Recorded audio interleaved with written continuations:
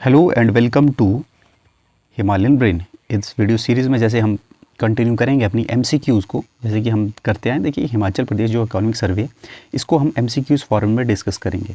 पहले मैं सोच रहा था कि आपको वीडियो फॉर्मेट में जो है वो प्रॉपर बना दी जाए वीडियो, लेकिन वैसे आपको हेल्पफुल रहेगी। इसमें मेनली बहुत सा फैक्ट है, ठीक है।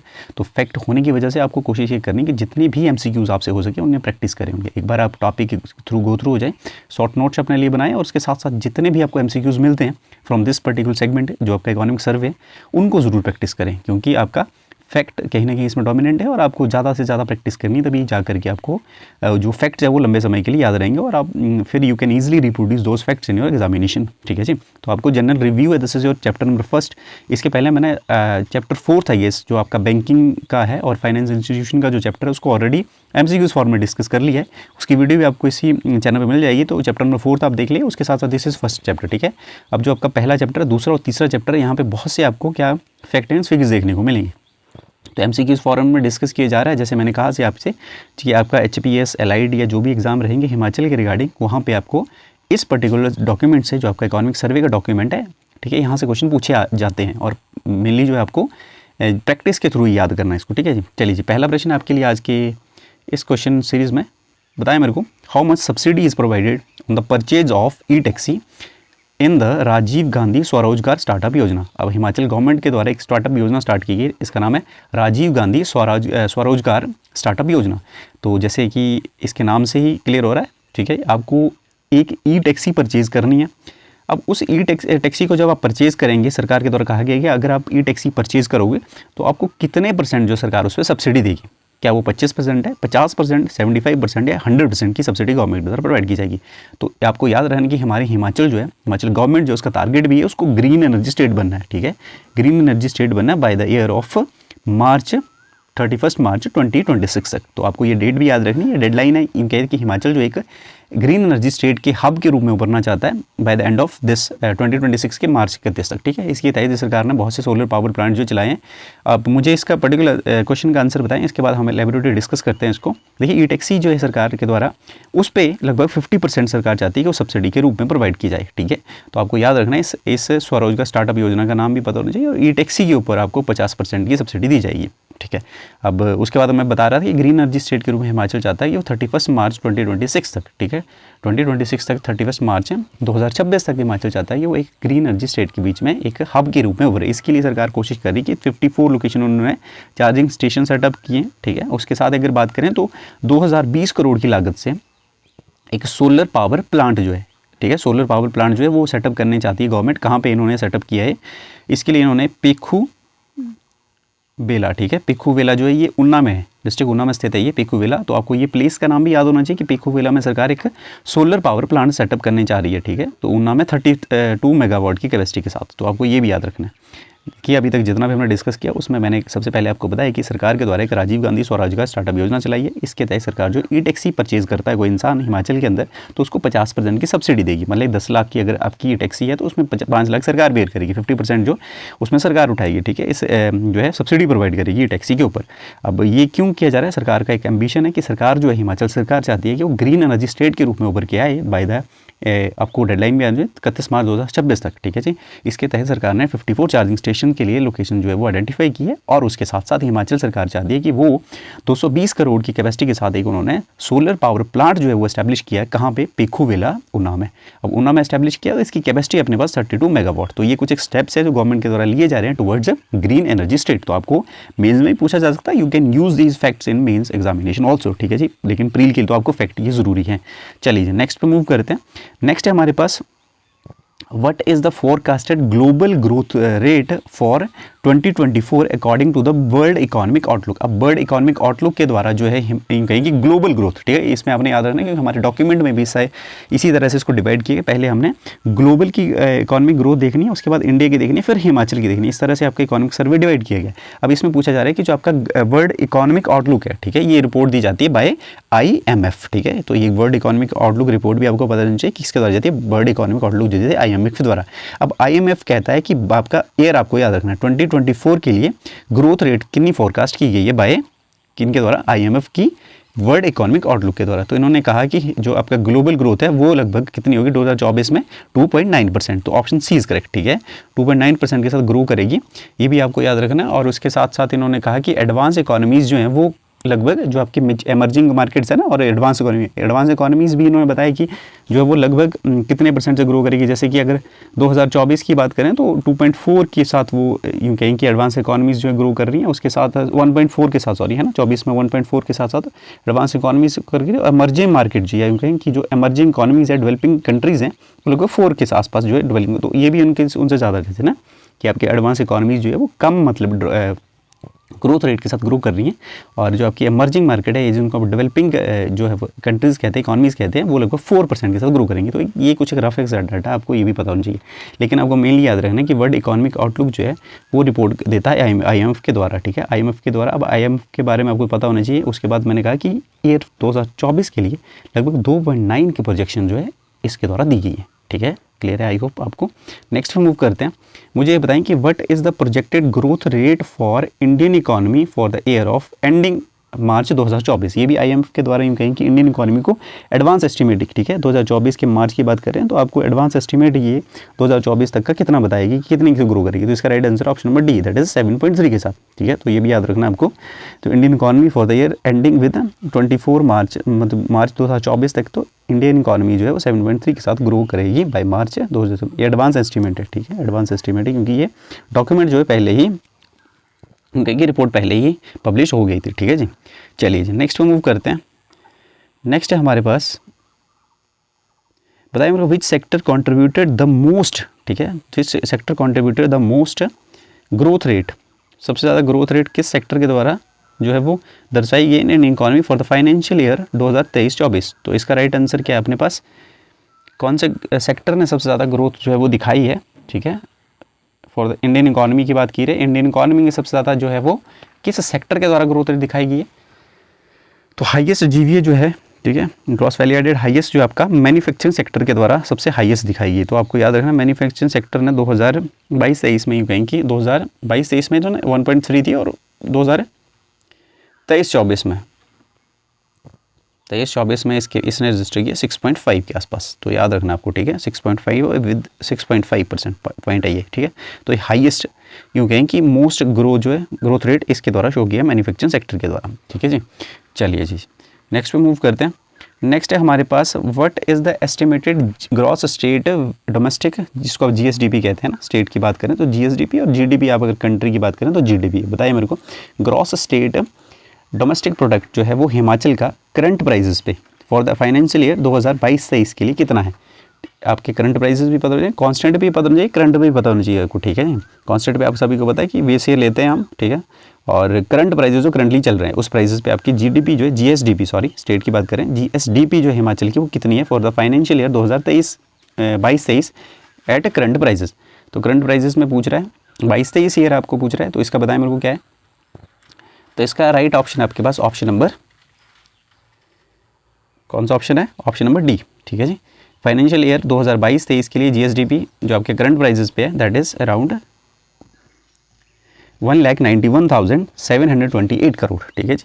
और ये फर्स्ट रिवीजन है वैसे भी है ना, 2022-23 की बात करें तो फर्स्ट रिवाइज जो आपके पास 19 यूँ कहें कि 1,91,728 करोड़ जो हिमाचल की GSDP एट करंट प्राइजेस है। और इससे लास्ट ईयर की बात करें 2021-22 की तो वो थी अपने पास 1,72,276, ठीक है, 76 करोड़ ये थी आपकी कब 2021-22 के लिए। तो आपको ये डिफरेंस भी पता होना चाहिए और कितनी ग्रोथ रजिस्टर की है, लगभग 11.4% की ग्रोथ यहाँ पे हमको देखने को मिलेगी फ्रॉम 2021-22 से लेकर के 22-23 के बीच में। तो ग्रोथ रेट भी आपको पता होना चाहिए कितनी रजिस्टर की और साथ साथ में एग्जैक्ट वैल्यू कितनी है ये भी आपसे पूछी जा सकती है। इस केस में आप कोशिश करें कि पहले 3 डिजिट जैसे कि 1 लाख इस तरह से ना 1,91,000 इस तरह से याद करें और सेकंड में 1,72,000, क्योंकि आपको सारा तो वैसे भी है ना ज़्यादा डाटा हो जाएगा। तो कोशिश करें कि इनिशियल जो है 3 या 4 जो आपके पास वर्ड्स हैं या यूँ कहेंगे इस केस में जो आपके पास ये 1,91,000 जो है इसको याद कर लें, मतलब रफली है ना, हमारा ब्रेन क्योंकि इस तरह की इन्फॉर्मेशन को जल्दी रिटेन करता है ना। तो कोशिश करें कि पहले जब फर्स्ट टाइम रिवाइज करें तो लगभग इतना देखें, इसको 1,91,000 देखें और सेकंड टाइम जब देखें तो फिर आप प्रिसाइजली आप आगे भी देख सकते हैं कि कौन सा डिजिट आगे हैं, ठीक है जी। पहले इनिशियल 3 डिजिट या 2 डिजिट्स के ऊपर फोकस करें, ठीक है। चलिए जी नेक्स्ट पे मूव करते हैं। नेक्स्ट है हमारे पास according to the economic survey what is the expected growth rate of South Asia region for the year 2024 के लिए।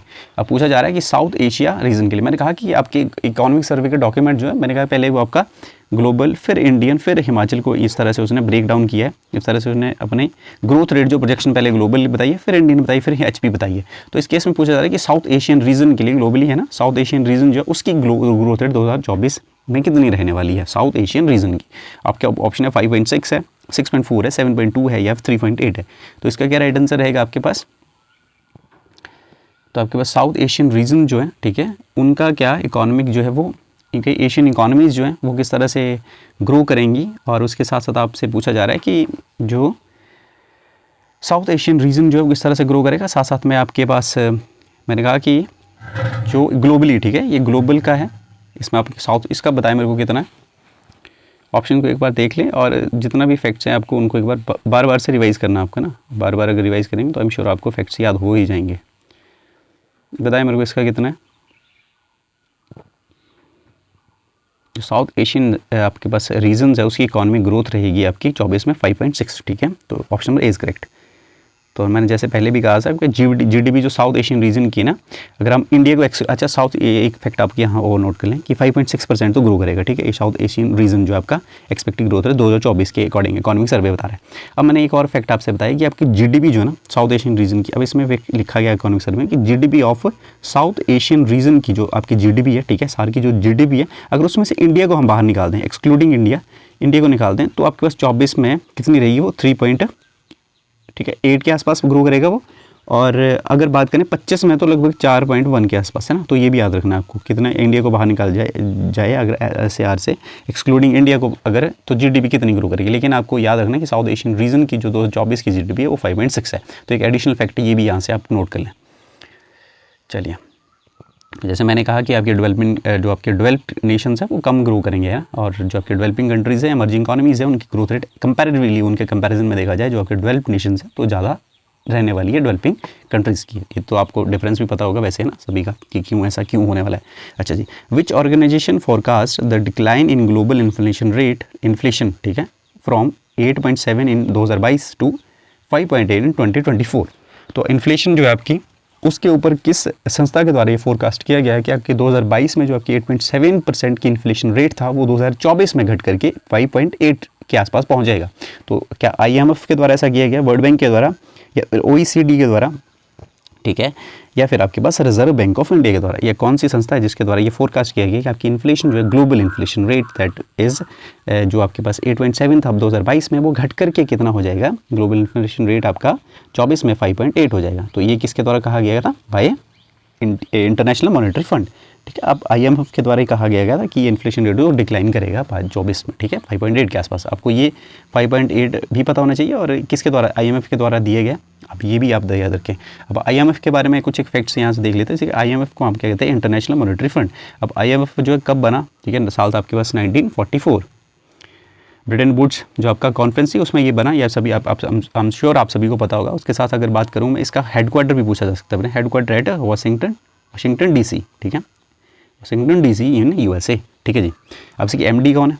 क्रिस्टेलिना जॉर्जिया, क्या नाम है उनका? क्रिस्टेलिना जॉर्जिया, ठीक है। और फर्स्ट MD, हाँ, ये करंट अफेयर में भी रहा है कि इसके फर्स्ट MD कौन थे? फर्स्ट डिप्टी है ना, MD तो मैंने बता दी, अपने पास कौन सी है, क्रिस्टियाना। और फर्स्ट डिप्टी MD भी इसमें करंट में रहा है बहुत बार, ठीक है। जब इनकी अपॉइंटमेंट हुई थी फर्स्ट डिप्टी MD की तो कौन थी? ये थी आपकी गीता गोपीनाथ। कोलकाता में जन्मी थी, इंडियन अमेरिकन इकोनॉमिस्ट कहें इनको, ठीक है। गीता गोपीनाथ ये कह दी फर्स्ट डिप्टी MD थी। और MD मैंने कहा कि कौन है इनकी? क्रिस्टियाना। और first deputy MD Gita Gopinath, ये भी आपको याद रखना है। और मैंने कहा हेडक्वार्टर इसका वाशिंगटन DC में, और कब हुआ? 1940 आपके पास है 44 में बाय ब्रिटेन, आपके पास है ब्रिटेन वुड्स कॉन्फ्रेंस, ठीक है। ये भी याद रखना, जुलाई 1944 में है इसकी, 1944। देखिए आप साथ साथ में नोट करते हैं, जैसे मैं बोलता हूँ उसके साथ ही नोट कर लें, क्योंकि यहाँ से उतना अच्छे से आपको समझ नहीं आएगा, ठीक है। फिर तो उसको नोट कर लें आप, IMF के बारे में पता होना चाहिए आपको। चलिए नेक्स्ट मूव करते हैं। Next we have what is the estimated per capita net national income of India, ठीक है, at current prices for the financial year 2022-23-24। बताएं मेरे को कि पर कैपिटा नेशनल इनकम क्या रहेगी, पर कैपिटा नेशनल इनकम कितनी रहेगी इंडिया की for the financial year 2023-24, per capita national income of India for the financial year 2022-23। जरूरी फैक्ट है ये, ठीक है। कंपैरिजन इसका हिमाचल के साथ भी देखना आपने, पर ये मेनली करंट पे पूछा जा रहा है आपसे ना, ये भी याद रखना आपने।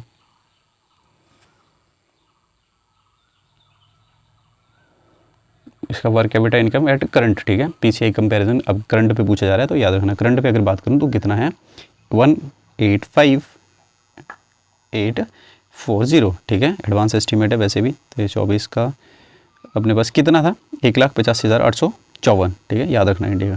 वेरी गुड, ये था इसका राइट आंसर है। अच्छा, इसके साथ साथ आप पर कैपिटा इनकम की बात करें तो 298,000 ये कांस्टेंट प्राइसेस की बात करें तो आपके पास कितना है 374, ठीक है। और ये आपका 22-23 का है। और अगर यूएस डॉलर की बात करें तो लगभग 1183, ठीक है, 1183 यूएस डॉलर यूएसडी के, ये भी पूछा जा सकता है आपको एज इट इज़, मतलब ये, तो ये भी याद रखना आपको, ठीक है जी। उसके साथ मैंने कहा कि इंडियन जो है वो इकॉनमी चाहती है कि 5 ट्रिलियन की इकॉनमी बनानी है हमने, ये सभी को पता आपको है ना। 5 ट्रिलियन की इकॉनमी हमारा चाहते हैं कि हम जो है वो आरबीआई के द्वारा कहा गया कि वो हम 2027 तक अचीव करने की कोशिश करेंगे। पहले हमारे पास कितना था 2025 का टारगेट था, 2025 का टारगेट लेके चले थे हम 5 ट्रिलियन इकॉनमी। और करंटली बात करें तो हमारी इकॉनमी है 3.75 ट्रिलियन की, ठीक है। ये फैक्ट भी आपको पता होना चाहिए, 3.75 ट्रिलियन की इकॉनमी हमारी। और इसके साथ ही India is a fifth largest what is India is a fifth largest, क्या है, fifth largest economy in the world, ठीक है, फिफ्थ लार्जेस्ट इकॉनमी। और डेवलप हम चाहते हैं कि हम डेवलप्ड हो जाएं। अभी तो हम डेवलपिंग नेशन, लेकिन डेवलप जो है हम 2047 तक हमारा टारगेट है कि 2047 तक 2047 तक हम चाहते हैं कि हम क्या करें, ग्रो कर लें, क्या, एडवांस कंट्री में शामिल हो जाएं, ये डेवलप्ड नेशन में बन जाएं, ठीक है जी। चलिए, आपको याद रखना, क्या क्या याद रखना इस पर्टिकुलर क्वेश्चन से, एक बार फिर से हम रिवाइज कर लेते हैं। देखिए, इंडिया की करंट प्राइजेस पे अगर बात करें, नेट नेशनल इनकम जिसको नेशनल इनकम कहते हैं, वो आपके पास कितनी करंट प्राइजेस पे है 1,85,854, ठीक है। और मैंने कहा कि इंडिया जो है 5 ट्रिलियन की इकॉनमी बनना चाहता है। और पहले 2025 टारगेट था, लेकिन आरबीआई के द्वारा कहा गया कि हम 2027 तक जो है 5 ट्रिलियन की इकॉनमी बन जाएंगे। अभी करंटली हमें 3.75 ट्रिलियन की इकॉनमी, फिफ्थ लार्जेस्ट इकॉनमी है वर्ल्ड की, ठीक है। उसके साथ मैंने कहा कि आपका कॉन्स्टेंट प्राइस की बात करें, अपने पास कॉन्स्टेंट प्राइस की बात करें तो आपके पास 98,374 जो है 2022-23 की हमारी क्या थी, पर कैपिटा इनकम थी। अब इसकी बात करें यूएसडी डॉलर में कन्वर्ट करें तो लगभग 1183 जो हमारे पास यूएस डॉलर में इसका कन्वर्जन रेट। तो आपको याद रखना, ये दो फैक्ट्स भी आपको पता होने चाहिए सारे, ठीक है। और किस तरह से इकॉनमी टारगेट है हमारे, हमने कितनी 5 ट्रिलियन इकॉनमी बनना है और करंटली हम कितने पे हैं, ठीक है, ये भी पता होना चाहिए आपको।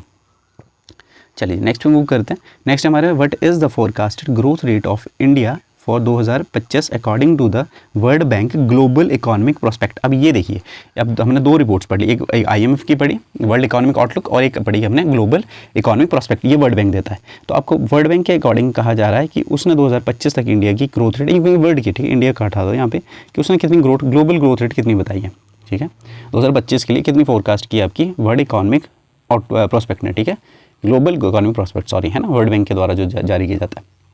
तो 2025 तक इन्होंने कहा कि 2.7 के आसपास हम ग्रो करेंगे, ठीक है, वर्ल्ड जो है 2.7 के आसपास ग्रो करेगा 2025 में। अब इन्होंने कहा कि देखिए ग्रोथ रेट बहुत कम है ना, बिलो 2000, अगर मतलब हम 2010 के डिकेड की बात करें तो एवरेज से भी कम है, उसकी एवरेज लगभग उस समय 3.1 एवरेज थी, तो उस डिकेड से भी बहुत कम जो हमारे पास ग्रोथ हमको देखने को मिलेगी 2025 के आसपास, ठीक है।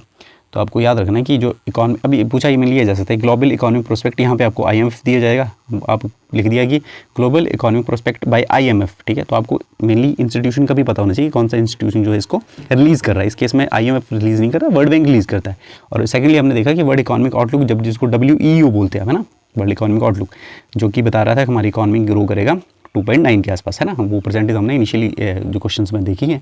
IMF जो है वो देता है आपका वर्ल्ड इकोनॉमिक आउटलुक WEU, ठीक है, ये पता होना चाहिए कौन सा इंस्टीट्यूशन कौन सी रिपोर्ट दे रहा है, ये भी पता होना चाहिए आपको, ठीक है जी।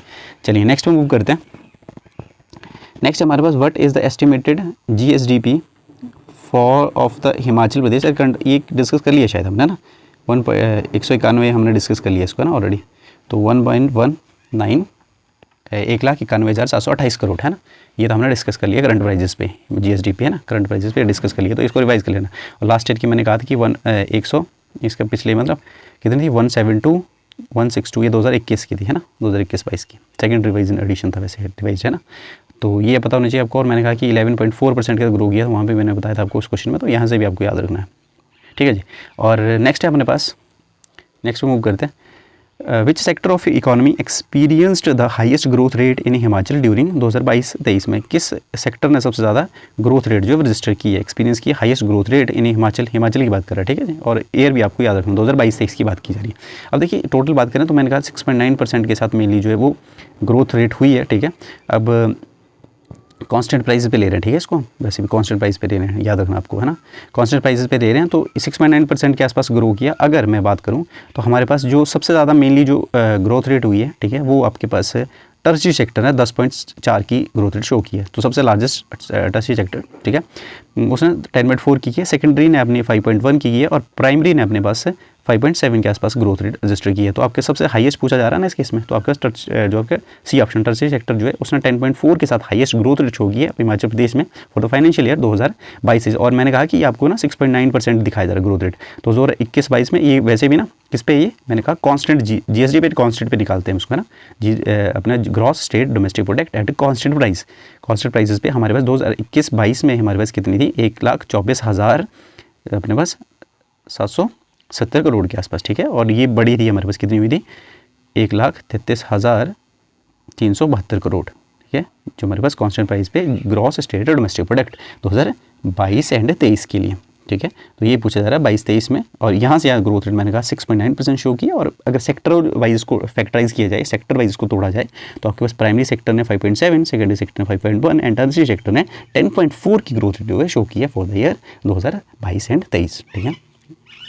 चलिए जी, नेक्स्ट मूव करते हैं। What is the percentage change in food grain production 2021-22 से लेकर के 2022-23 के बीच में जो चेंज आया है, किसमें, फूड ग्रेड प्रोडक्शन में जो चेंज आया है वो कितना था, क्या वो ग्रो किया है, क्या वो हमारे पास माइनस कम हुआ है जैसे -3.6 के साथ, या फिर +7.7 के साथ, या प्लस बढ़ा है 11.4% के साथ, या फिर 6.9%। अब जिसमें क्वेश्चन समझ नहीं आ रहा है, ये पूछा जा रहा है। देखिए हिमाचल में आपके पास जो फूड ग्रेन प्रोडक्शन है 2021-22 में वो कितनी थी, आपको ये पता होना चाहिए। उसके साथ साथ फूड ग्रेन प्रोडक्शन 2022-23 में कितनी थी, ठीक है, ये पता होना चाहिए। तो कितना सा डिफरेंस रहा, क्या वो 3% के साथ माइनस में मतलब नेगेटिव ग्रोथ रेट शो किया उसने, या फिर हमारे पास 7.7 के साथ पॉजिटिव ग्रोथ रेट, या 11% के साथ पॉजिटिव, या 6.9% के साथ पॉजिटिव। तो अगर मैं फूड ग्रेन की बात करूँ तो आप यहाँ से समझना, ठीक है, जिसकी हिमाचल को फूड ग्रेन प्रोडक्शन 2021-22 में मैंने कहा कितनी थी हमारे पास 15.7 लाख मीट्रिक टन, ठीक है, 15.7 lakh metric ton.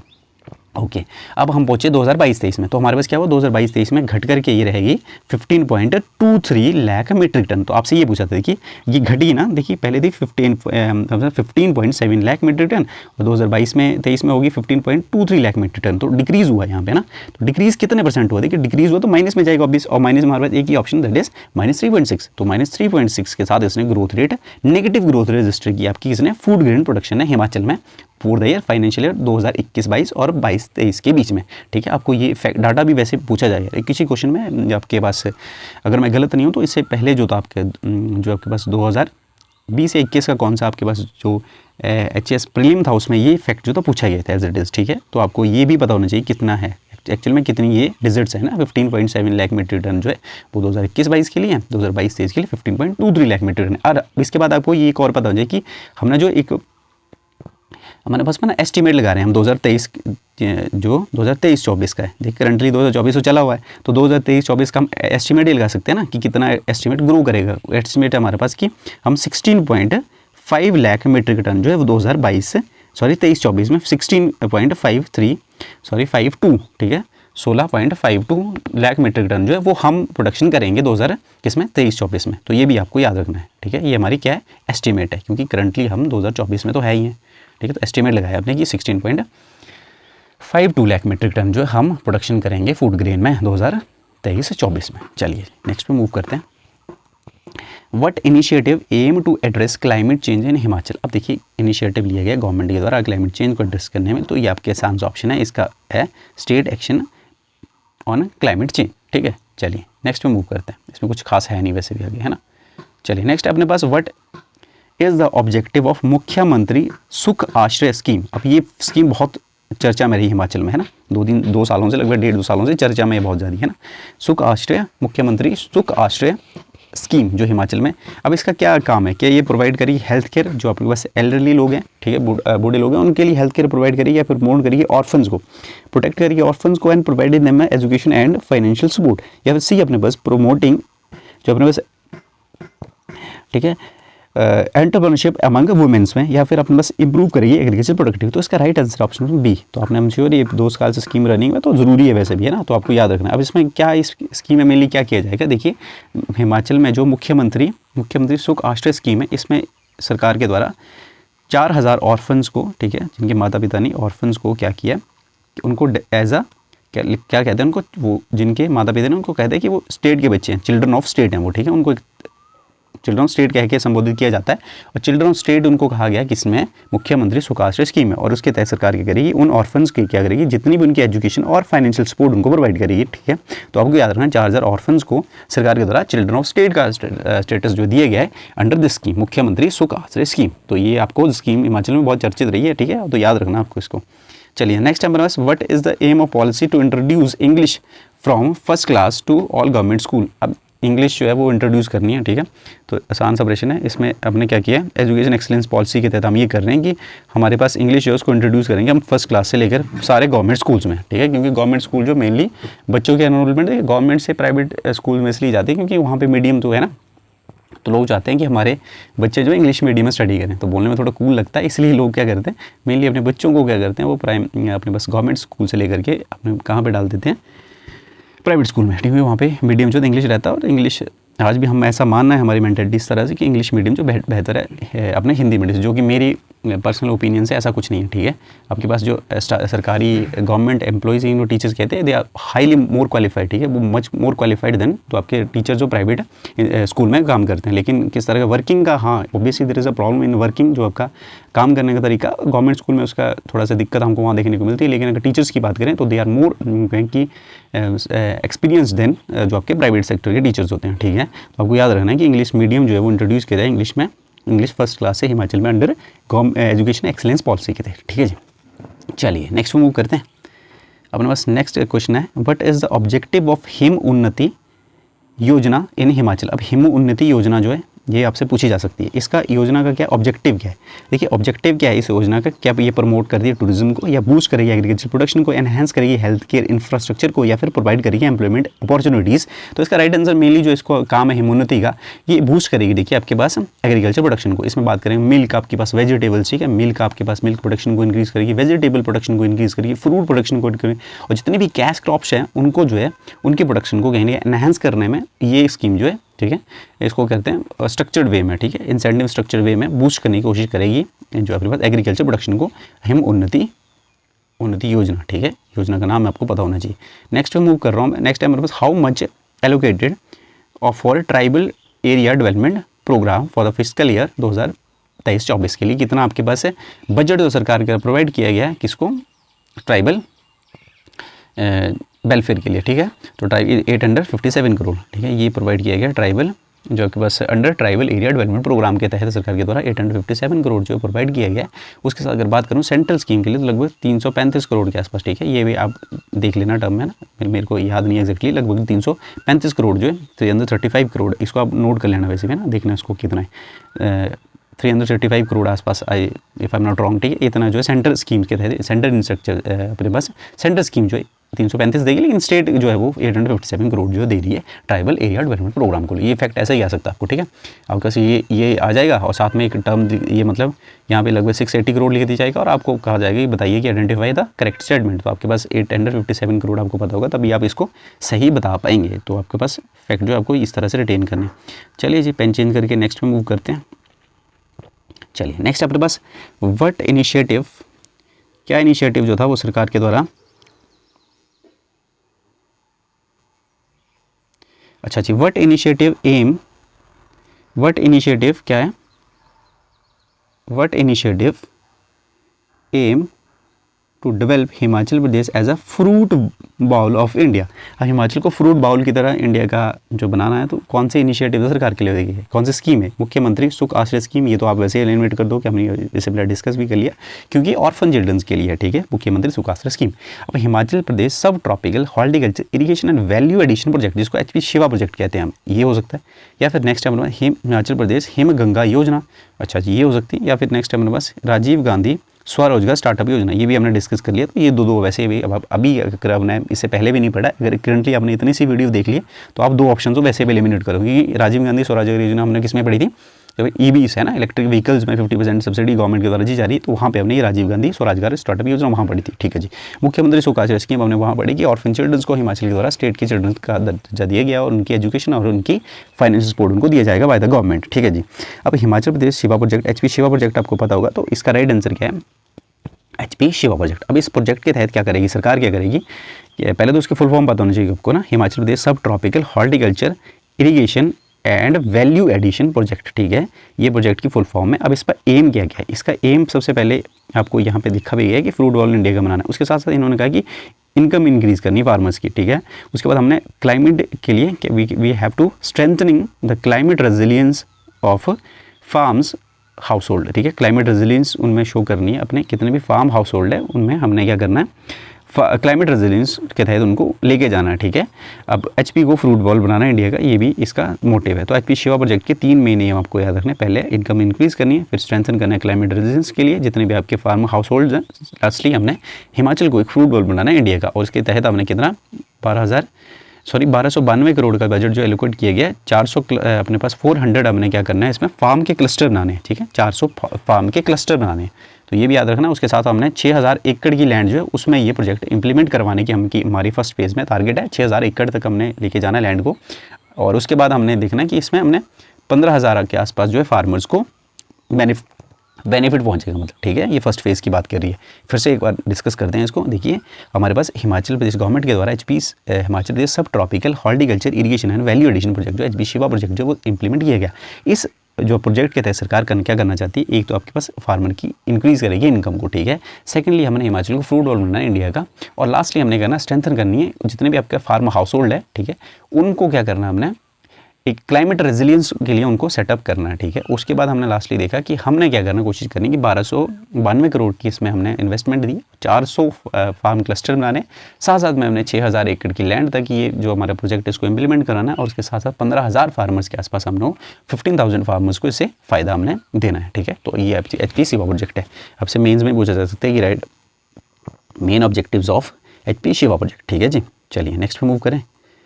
Next we have what is the objective of the state investment bureau in Himachal. अब देखिए स्टेट इन्वेस्टमेंट, यहाँ से आप इन्वेस्टमेंट टर्म को समझें कि अपने पास स्टेट इन्वेस्टमेंट ब्यूरो जो है हिमाचल की गवर्नमेंट के द्वारा बनाया गया, इसका ऑब्जेक्टिव क्या है, इसका ऑब्जेक्टिव मेनली क्या है कि इंक्रीज़ करेगा एग्रीकल्चर प्रोडक्टिविटी को। देखिए इन्वेस्टमेंट ब्यूरो तो एग्रीकल्चर के साथ कोई लेना देना नहीं हो सकता इसका ना। एट पास फॉस्टिंग एंटरप्रेन्योरशिप, हाँ ये हो सकता है। सेकेंडली हमने streamlining the process of doing ease of doing business, अच्छा प्रोवाइडिंग हेल्थ केयर सर्विस। तो इन्वेस्टमेंट ब्यूरो में हेल्थ केयर भी आपको वैसे ही हटा सकते हैं। देखिए इसका राइट आंसर हमें streamlining the process of ease of doing business.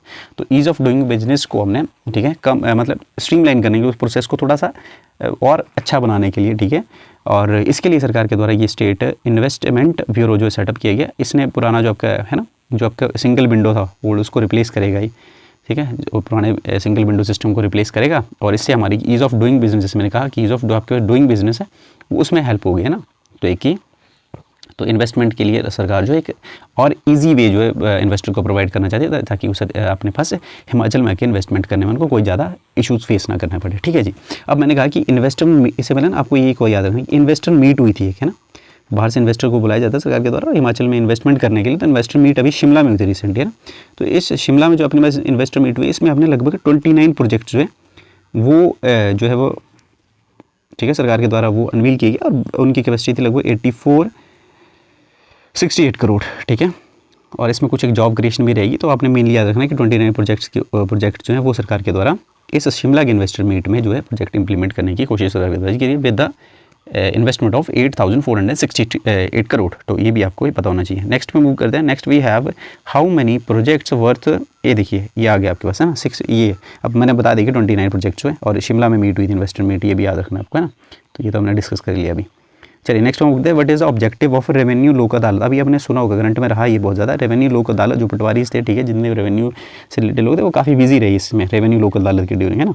तो बताया मेरे को कि इसका मेन काम क्या था सरकार के द्वारा, क्यों रेवेन्यू लोक अदालत जो हिमाचल में, इसका ऑब्जेक्टिव क्या रहा, एनहांस कर देखिए एग्रीकल्चर प्रोडक्टी की कोई लेना देना नहीं था, हाँ ये था इसका भी, है ना, सेटलिंग जो पार्टीशन एंड म्यूटेशन केसेस जो उनको जल्दी से जल्दी निपटाने के लिए सरकार के द्वारा रेवेन्यू लोक अदालत जो सेटअप की गई थी, और उन्होंने बहुत मतलब अच्छे से काम किया और काफ़ी हद तक जितने केसेज हैं उनको निपटाया, ठीक है, अंडर रेवेन्यू लोक अदालत। तो सरकार के द्वारा ये जो है वो इनिशियली अभी रिसेंटली ये प्रोजेक्ट तो चलाया गया था, है ना। ऑब्जेक्टिव इसका क्या था, सेटलिंग पार्टीशन एंड म्यूटेशन जो आपके केस जो है उनको जल्दी से जल्दी निपटाने के लिए, है ना। चलिए next we have what is the innovative course are introduce in ITIs and polytechnical institution of Himachal Pradesh. अब कुछ एक इनोवेटिव कोर्स जो सरकार के लॉन्च किए गए, कहाँ पे, सरकारी जितनी भी ITIs हैं, इंडस्ट्रियल ट्रेनिंग इंस्टीट्यूट्स हैं, और साथ में पॉलिटेक्निकल इंस्टीट्यूट है हिमाचल में। तो drone mechanics, artificial intelligence and new courses, यही आपके पास सरकार के द्वारा main option A is the correct option. जो ड्रोन है आपके पास उसमें, उसके बाद AI, ठीक है, AI तो आज के ज़माने में आपको पता है, ठीक है।